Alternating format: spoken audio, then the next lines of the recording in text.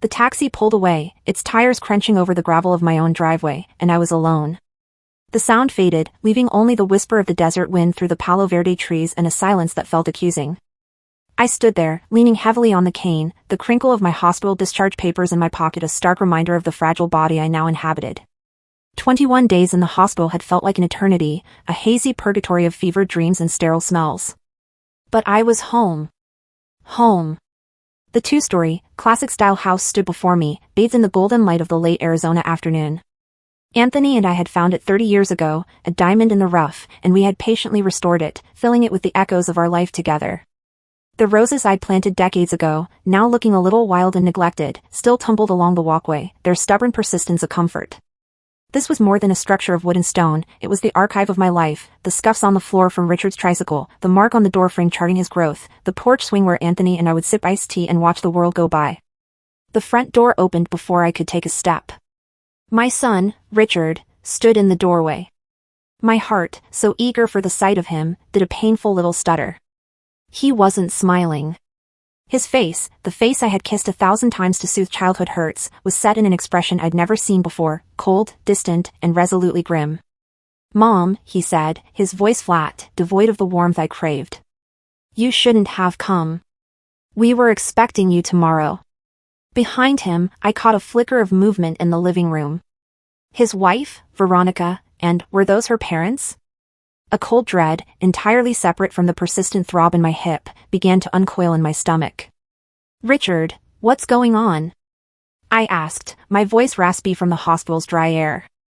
I moved forward, but he shifted his weight, deliberately blocking the entrance.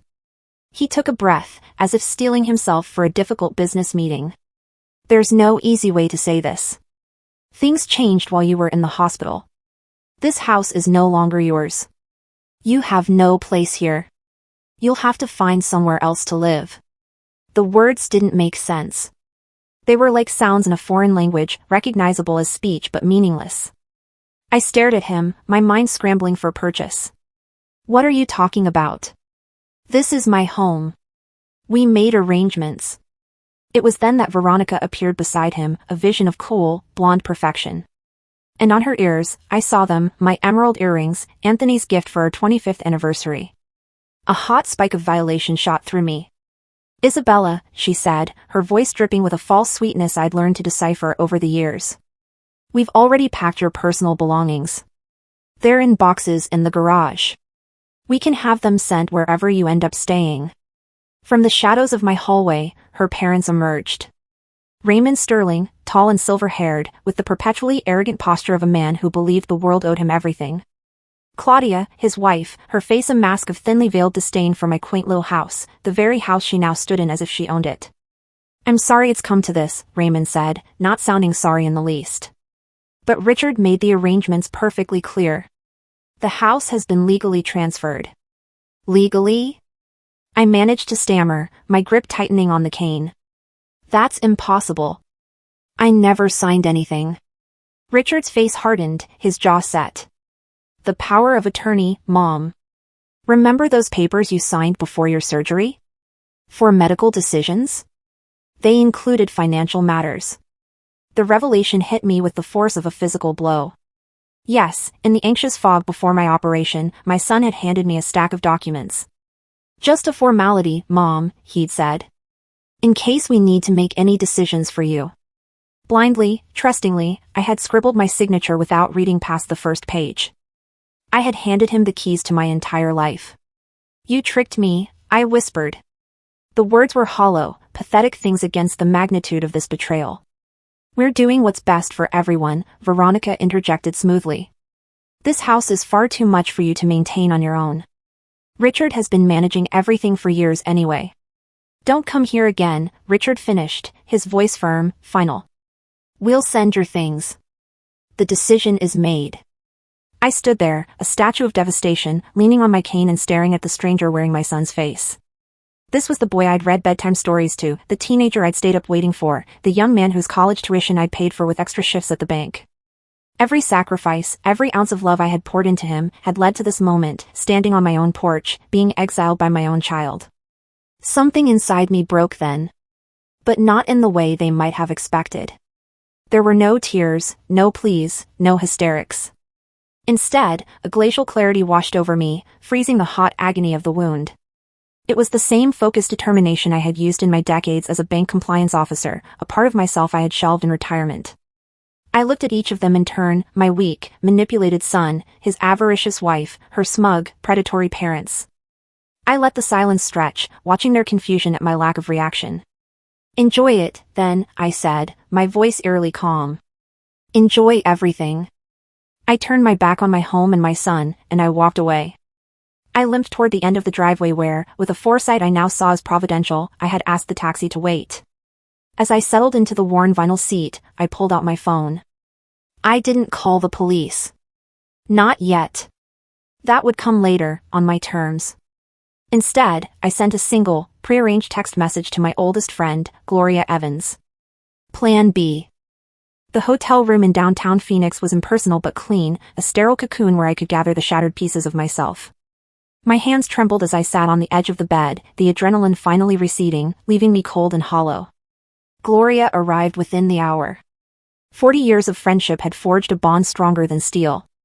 Where I was measured and careful, Gloria was a force of nature, a formidable lawyer with a sharp mind and a protective streak a mile wide.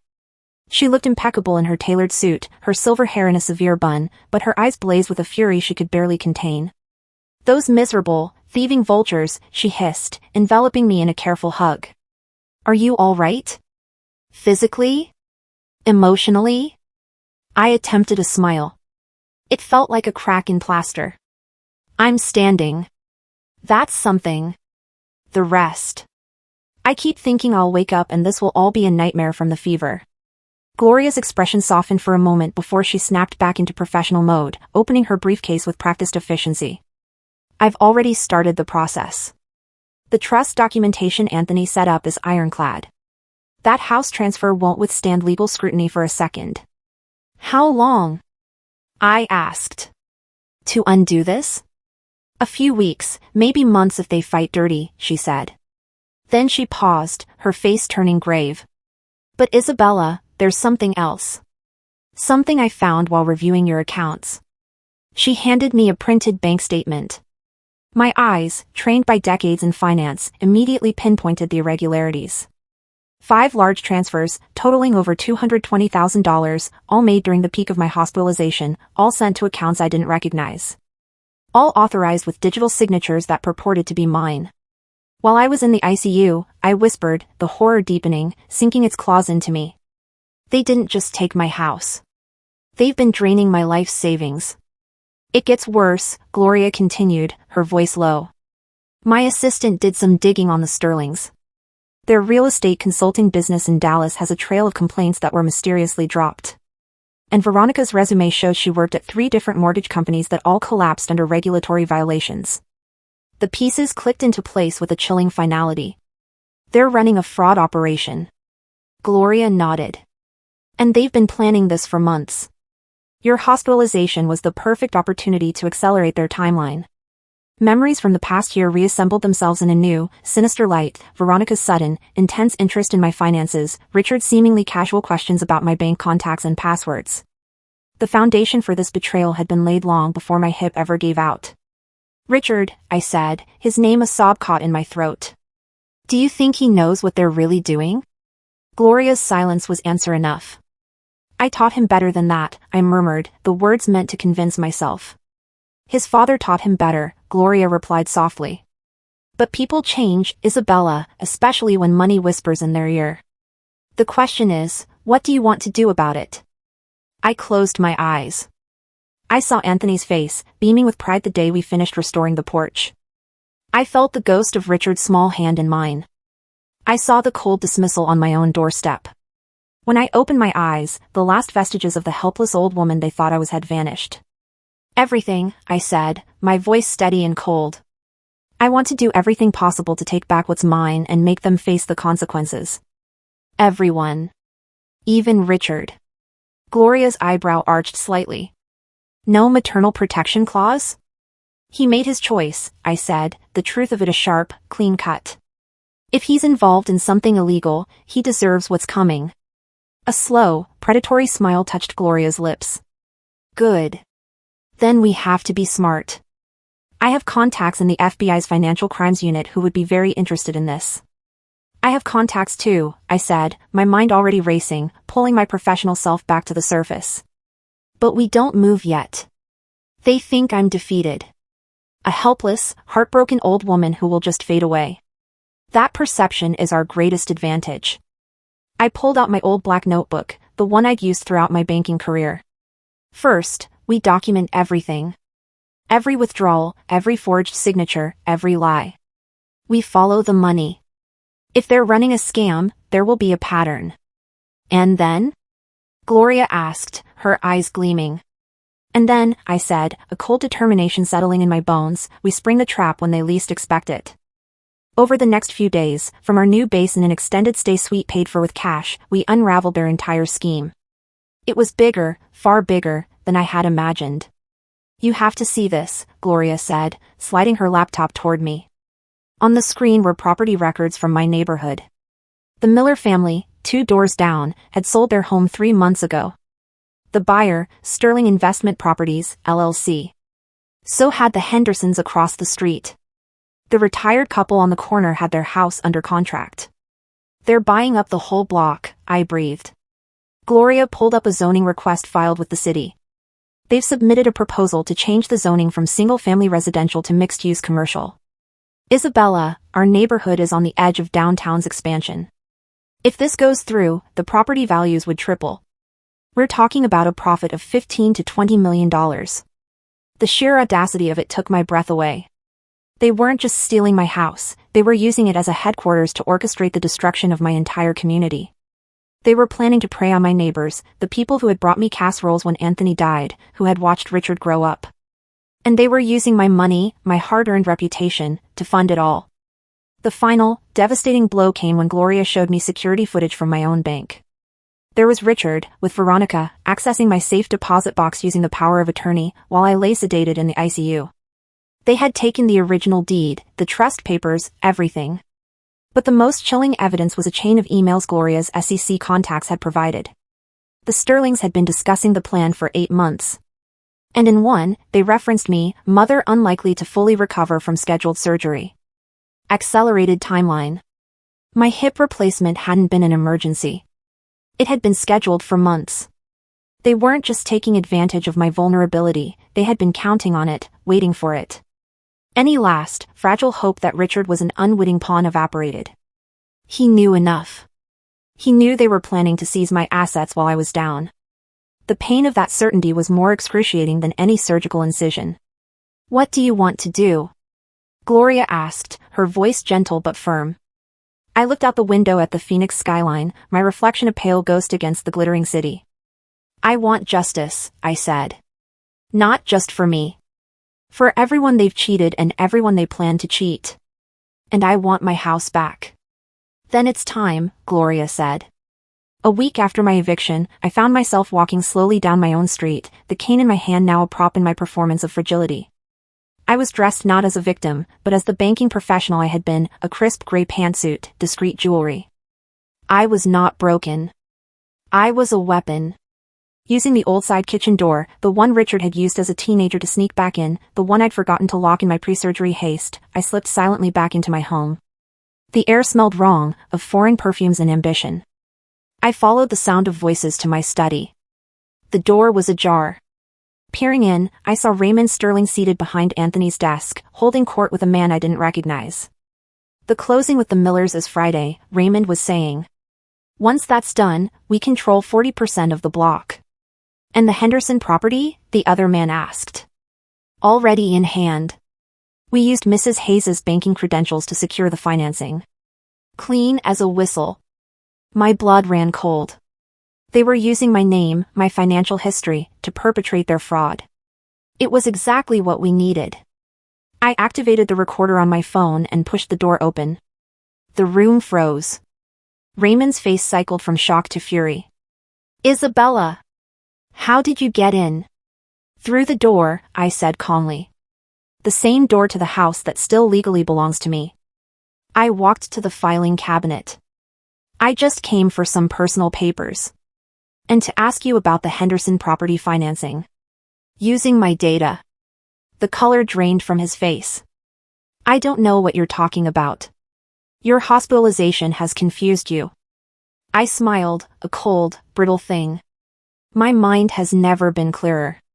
Clear enough to understand your entire scheme. Clear enough to wonder if my son realizes the prison sentence that comes with facilitating fraud. His mask of civility shattered, revealing the predator beneath. You have no proof. Now get out before I call the police and have you arrested for trespassing. You're right about one thing, Raymond. Proof is essential. I held up my phone, the recording app clearly visible. That's why I made sure to get it. He lunged at me, his hand closing around my arm with bruising force. Give me that phone. A sharp pain shot through my hip. Let go of me. Not until you give it to me. It was the signal we'd planned for.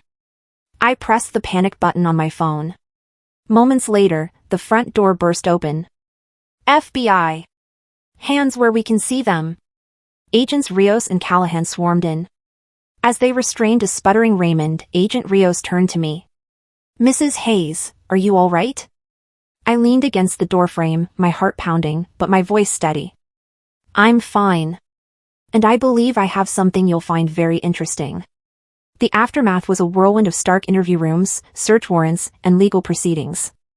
The evidence we provided, the recording, the financial trails, the zoning documents, was overwhelming.